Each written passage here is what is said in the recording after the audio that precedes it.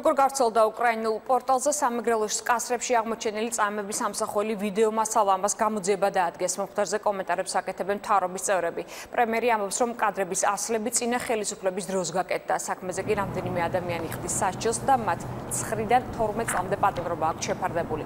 მინისტრთა კაბინეტის წევრები მიიჩნევენ, რომ გამოძიება უნდა დაინტერესდეს როგორც შემსრულებლებით, ასევე იმ პირებით, ვინც მასალა გაავრცელა. ერთიანი ნაციონალური მოძრაობის პოლიტიკურ პასუხისმგებლობის საკითხს აყენებს ვიცე-პრემიერი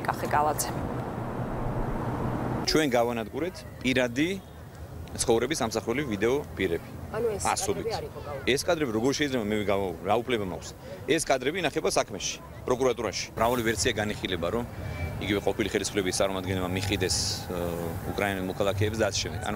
მე ამ თემაზე არ დეტალებში შევიდე, მაგრამ ალბათ ამას გამოძიება დაადგეს. ამ კადრების ძალიან ბევრი ასლიც არსებობდა, ამის ალბათობა იმისა, რომ ეს კადრები როგორ გავრცელდა, შეიძლება მრავალი ვერსია იქნებს განხილული. აქტიურად ახალგაზრდებს უსპობდნენ მომავალს. ჩვენ ეს ყველამ ერთად წარსულს ჩავაბარეთ. გარდა იმისა, რომ კონკრეტული პიროვნებების სისხლისამართლის დანაშაულებები იკვეთება და უნდა დაისაჯონ, მე ვფიქრობ, ამ სისხლიანი რეჟიმის, ნაციონალური მოძრაობის, სააკაშვილის გუნდის პოლიტიკური პასუხისმგებლობა უნდა დადგეს.